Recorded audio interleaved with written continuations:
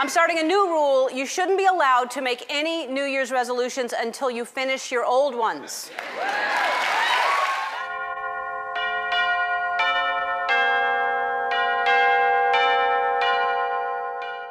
New Year's resolutions, it's something we all struggle with, but what about our political leaders? Hi, Brian Lilley, political columnist with the Toronto Sun, joined by Lorrie Goldstein and Lorne Gunter, my colleagues, just to talk about what the politicians should be doing.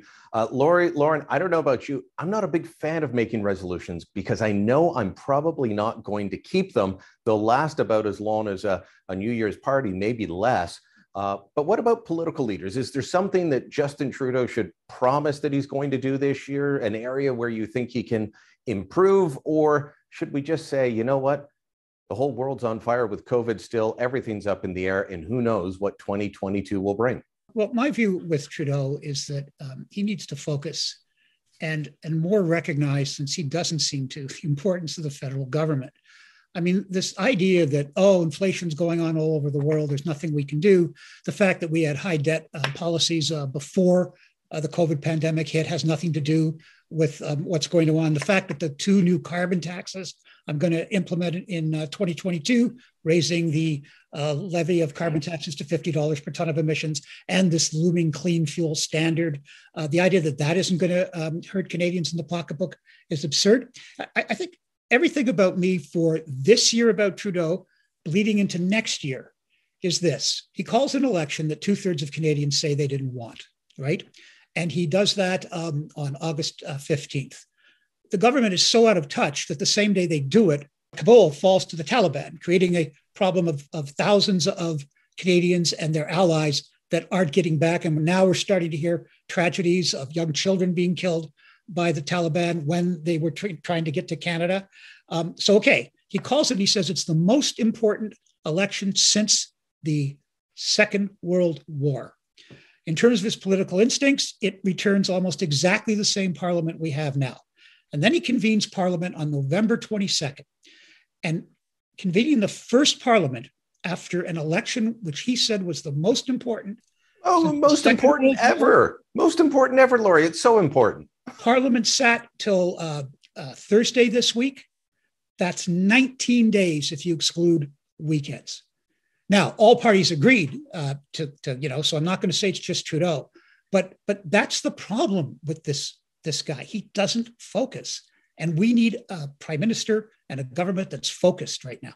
I don't think he actually likes being in Parliament. They don't come back till January 31st. Lorne, where do you think Trudeau needs to go? Is there an area he should focus on, other than just leaving and giving us another prime minister? I'm sure that would be one of your options, like me. But beyond that, is there an area he should focus on, something he should do? What's your take? It wouldn't matter. You and I are the same. We don't make New Year's resolutions because we know we're unlikely to keep them. But he's the kind of person who would make a whole list of them. He'd have several dozen of them and not keep one of them. And then later on argue that he accomplished all of them. He lives in an alternate reality. He was, coddled his entire life until he was cajoled to come into politics by a bunch of liberal backroomers back in 2012. And he was hoping that he'd have a gracious exit, probably sometime this year or next, like 2022 or 2023, where he might become something like the UN Secretary General. But his foreign policy has been so abysmal. I mean, Lorrie touched on that in one example, which was Afghanistan, where they have completely ignored, completely forgotten, washed away about 1,700 people who had permission to come to Canada with their families because they had helped us during the 20 years that we were there on mission. And now they're at the hands of the Taliban and the guns of the Taliban and the torture instruments of the Taliban. It's just terrible. But that is not a one-off with the Liberals and foreign policy. I mean, I'd like to say, gee, I hope he'll pay more attention to foreign policy, but that would require him then to completely turn around on China. He thinks he's done something macho with China by suggesting that we will join the diplomatic boycott of the Winter Olympics. But then his government goes and defines as diplomats one person. And that one person is the Minister of Amateur Sport. Oh, my goodness. What are the Chinese going to do with all that avocado toast that the Minister of Amateur Sport was going to consume? I mean, they just have no clue. You remember, Canada is back. Canada is back. He said that the night that he was elected in 2015, he meant that, we are back on the world stage. We're going to do peacekeeping. We're going to get involved in international. They've done none of that. I remember him saying all that, and the peacekeeping hasn't materialized. They said that we needed to be on better terms with Russia and Iran, and now they're, Russia and Iran are persona non grata again. So nothing really changed there, other than he spoke a lot of pretty words. Yeah, and that's all he ever does. So you can say, what resolutions should Justin Trudeau make? He'll make any resolution you'd like. The more flowery it sounds, the more likely he is to make it. But he has no concept. I think that this is the real failing with Justin Trudeau, is he has no way to take an idea and translate it into reality. He thinks merely articulating the idea is an accomplishment. Speaking it into existence. Exactly. And, and that's all that he ever does. So I don't want him to do, there's a lot of things I want him to do. But I don't need him to make a lot of resolutions, because I have no faith that he's going to follow through. Lorrie, you've got a visitor coming in. Is your cat a fan of the Trudeau government? What's Cat's opinion? He would only care about the Trudeau government if it fed him, like many Canadians. No, this is Ninja. He's a rescue. We've had him for a while. And of course, like any cat, when the owner is Zooming or something like that, he has to come in and see what's going on. So, and for the rest of the day, you won't see him. No, actually, he sticks around us. He's almost like a little puppy in that way. He's not a cat that stands off from people. Anyway, that's Ninja. So, welcome, Ninja. We'll get Ninja's view later on. My view on Trudeau is that he spent an awful lot of 2021 trying to sign these childcare deals, right? And he says, well, we've got, he wants to invent a new social program. And I started to wonder if he was actually funding the social program that the Liberals always say they take the most pride in. If he was funding it properly, that being healthcare, would we be in the position we are with COVID, and how Canada has to react to it differently than other countries? The premiers have been asking for an increase in healthcare funding, from the feds providing 22% up to 35%, and for 6 years. And Trudeau keeps saying no to this, while claiming Stephen Harper cut healthcare. He's kept the funding at the same level. So would we be in a better position? Would we have more ICU beds, which is our real problem? Would we have more hospital capacity? Because when you listen to the feds explain why we need to have this travel advisory and please don't travel and all these restrictions, when you hear Francois Legault or other premiers say, this is why we've got to cut this, it's to protect hospital capacity. We love to think that we have the world's greatest healthcare system, but we don't. And we don't fund it properly, and we don't have the proper capacity. Ontario, I'll tell you, has the lowest ICU capacity of any jurisdiction in North America, below Mexican states. That's how bad we were, which is why perhaps our lockdowns have been the worst. Let's go around quickly and talk about the opposition leaders. What do you recommend for them? What do you hope for them in the coming year? We'll start with you, Lorne, on Erin O'Toole. I wish he would, for once, take a position that differs from Trudeau and Jagmeet Singh.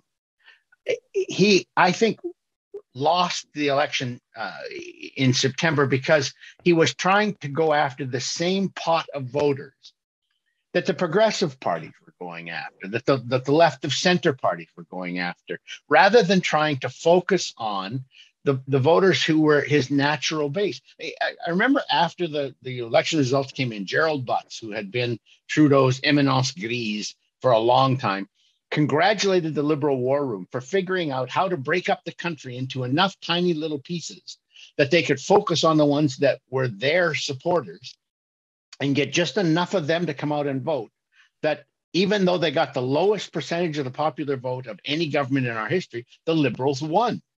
And Erin O'Toole, and now going after the same group of votes. The one example that I want to make is Bill 21 in Quebec.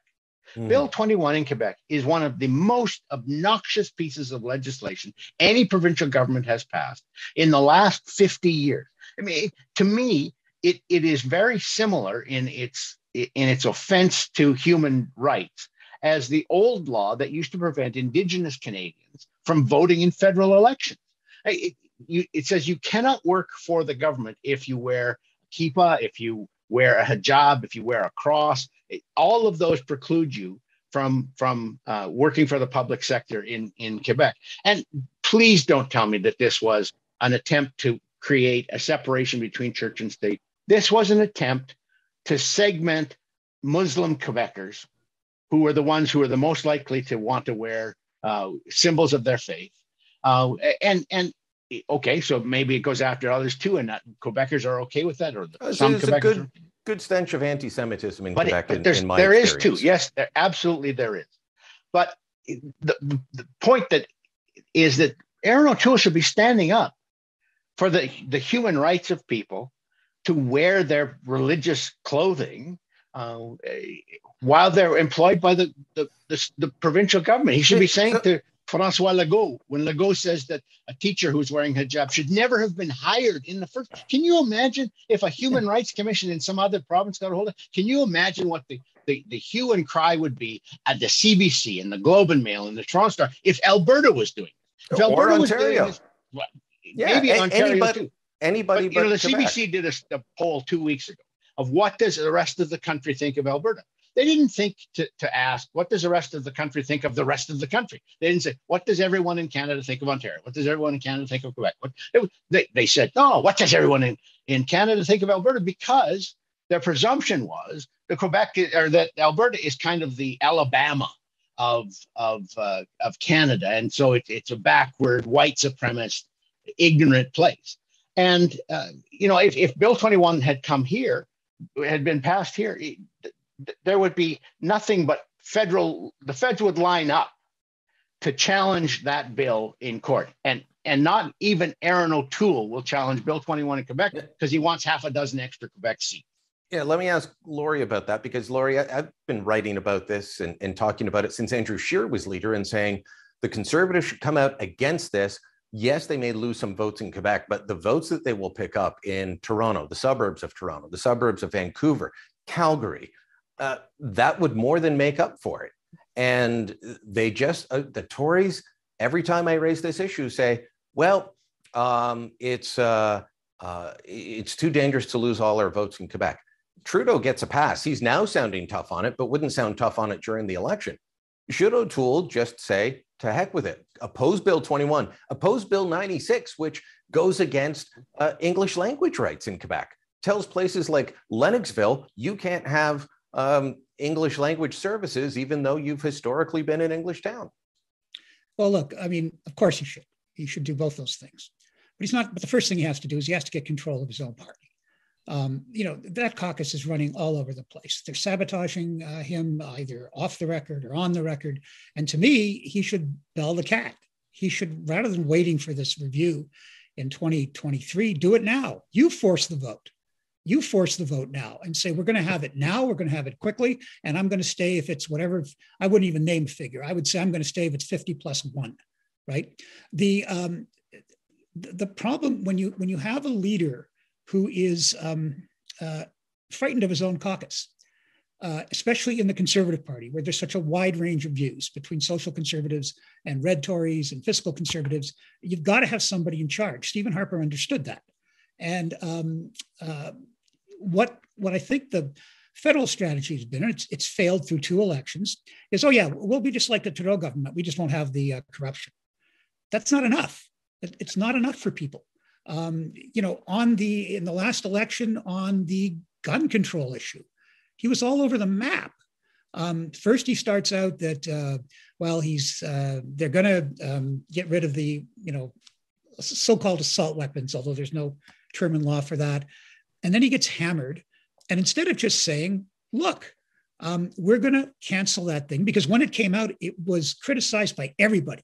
It was criticized by gun control, advocates. It was criticized by the gun lobby. And so just stand your ground. Don't always kowtow to the media in Ottawa and what they think is the most important thing. Who was the last successful Conservative prime minister to do that? That was Stephen Harper. And he was successful for 9 years. He's got to take control of his party. And philosophically, I agree with Lorne. They've got to figure out, well, what is it you stand for that we can offer to Canadians that is different from the Liberals that Canadians or our coalition of Canadians will support. And right now, he's not doing anything like that. He is he's Trudeau light. And when it comes into an election, even though Trudeau was elected with the least popular support in Canadian history, I think that if people are looking at Liberal light and Liberal and they're inclined to vote Liberal, they're going to vote for Trudeau. All right, we don't have time to talk about Jagmeet Singh and the NDP, but neither do most Canadians, so we're not all that different. Let us know what you think down below. Leave a comment. Tell us what you think the leaders should be doing. Give a grade for the leaders if you want. And of course, make sure you share this on social media and subscribe to our channel.